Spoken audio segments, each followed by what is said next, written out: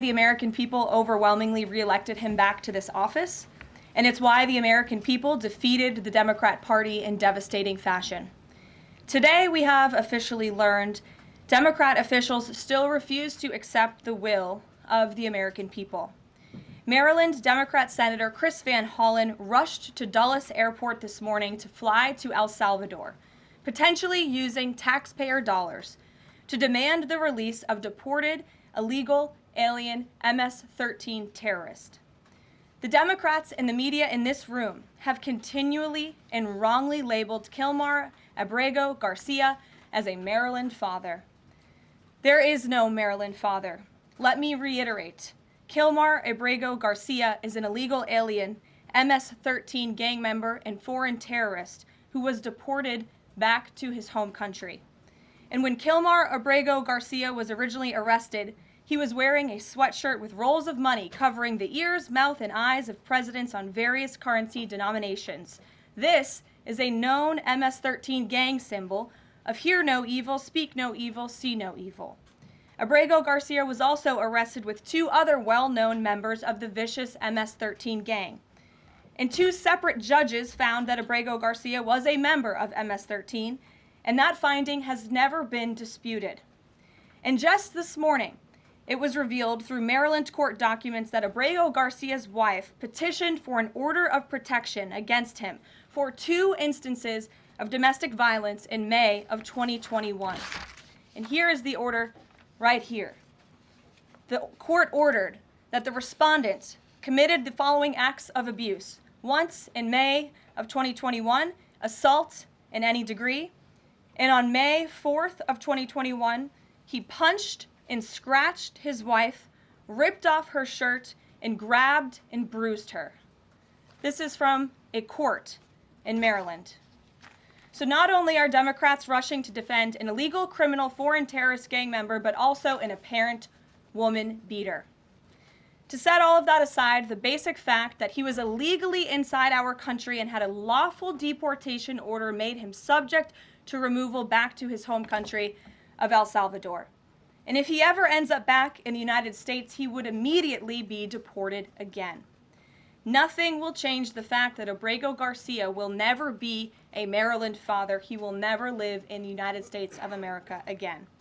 And the United States Supreme Court ruled unanimously that the President of the United States and the Secretary of State could not be compelled to forcibly retrieve this citizen of El Salvador who is currently locked up in a maximum security prison in his home country due to his MS-13 membership.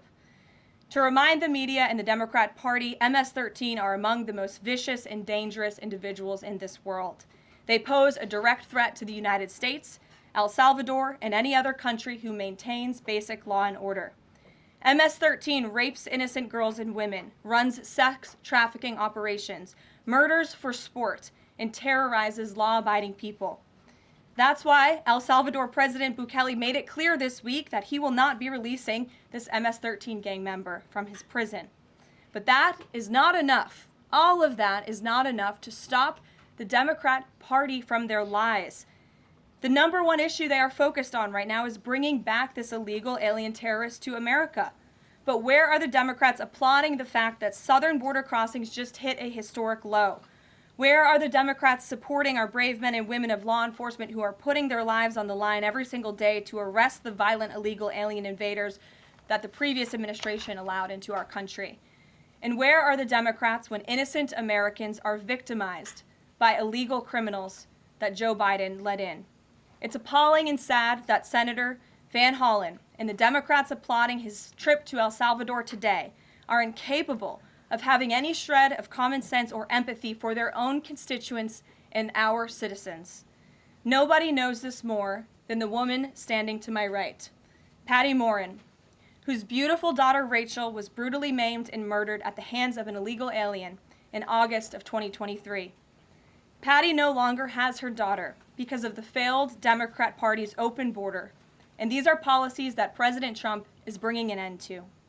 Patty should not have to be here today, but she is. And we are grateful and we are honored for her willingness and her request to share her powerful story with the world. Thank you, Patty, for being here. Thank you. A lot of you don't know the whole story about Rachel and about the crime that was committed against her. Even us, her family, we didn't know all the details. They kept most of it close to their chest, the detectives, because they didn't want to do anything to hurt the case.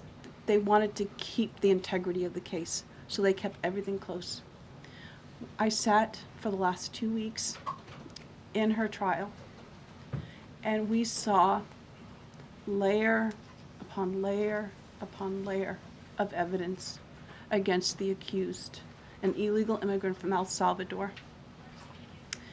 And the things that we thought, well, maybe this might have happened, we didn't know. But when we were at the trial, we got all the puzzle pieces. And I want to share some of those things with you.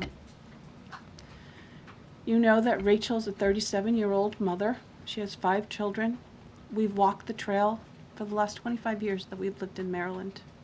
It's a safe place for our family. It's where we go to get a little bit of New England, because that's where we're from, New England. When she went on that trail that day, she was not planning on dying. She wasn't planning on walking to her death. She was planning on going to the grocery store with her girls afterwards. Victor Martinez, he waited for her. He waited for her to come closer. He saw her. He saw that there was nobody around. He attacked her. He dragged her 150 feet, blood gushing from her head. It left a 150-foot trail of her blood to the culverts, where he picked her up, he threw her against the wall of the tunnel, and he raped her. But before he did that, he stopped on that trail, and rocks, still stained with her blood, he used them to hammer her head against those rocks. They say at least 20 times they could count the cuts in her head. They said that when they did the autopsy, and I've seen the pictures, there's a 6-inch square in the back of her head where the skull is shattered the way that you would crush an eggshell in pieces. 3/4 of her brain hemorrhaged. Her right and left side of her face bashed in. Her beautiful face bashed in. Her head bashed in. Broken bones, fractures.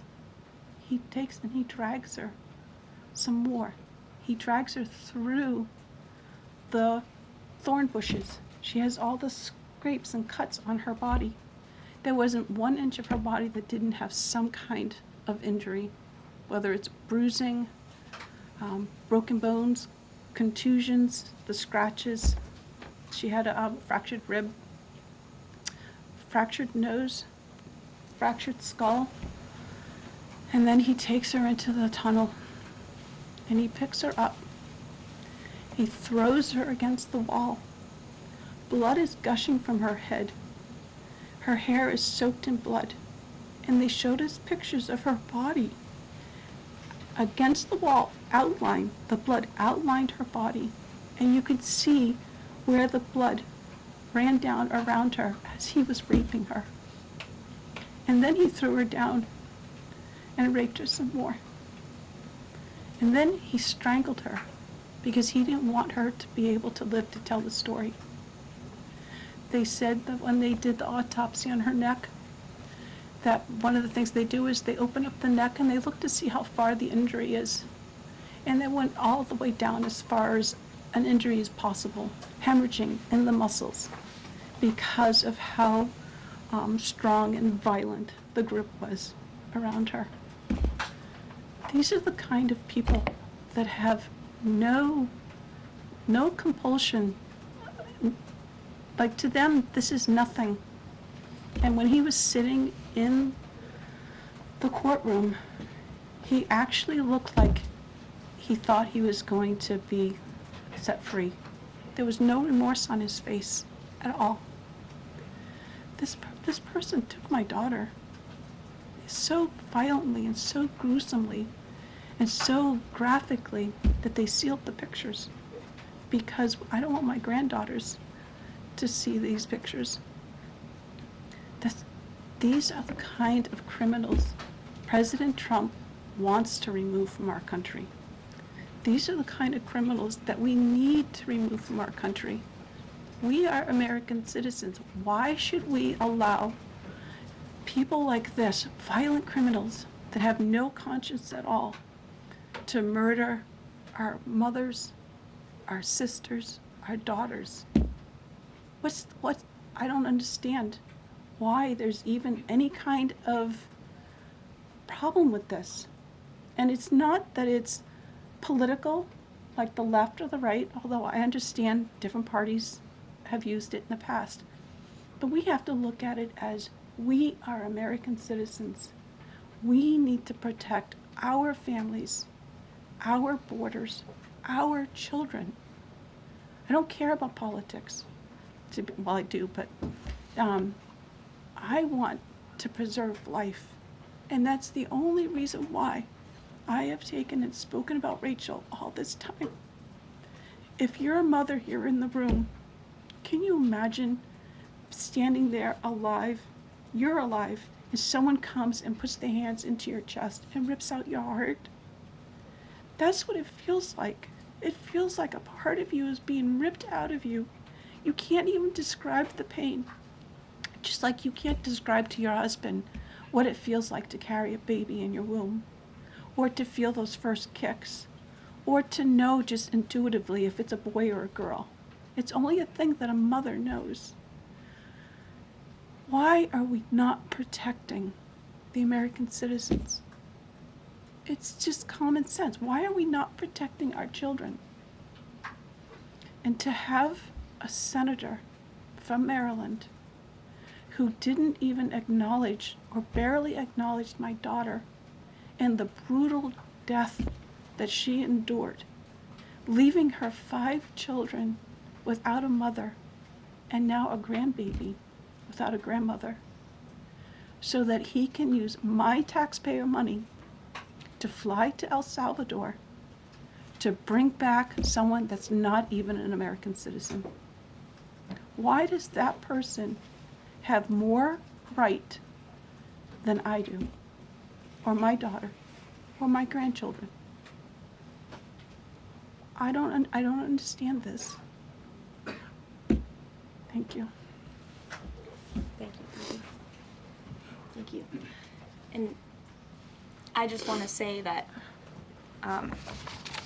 as a mother and as an American citizen, the president and our entire team, and I hope people in this room are grateful for your willingness to come here and your request to share your daughter's story. And I think the country hears you loud and clear. So thank you. Does anyone have any questions for Patty or for me? No? I have a question. No?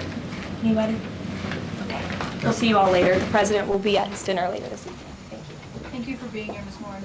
We really appreciate you. Thank you. Thank you. Please, I'm so sorry for your loss. Thank you. Please tell the truth. Exactly. Tell the truth. Yeah. Tell how violent it really is. This is about protecting our children. It's more than just politics or votes or just anything. It's about national security, protecting Americans, protecting our children. Thank you. And thank you for listening.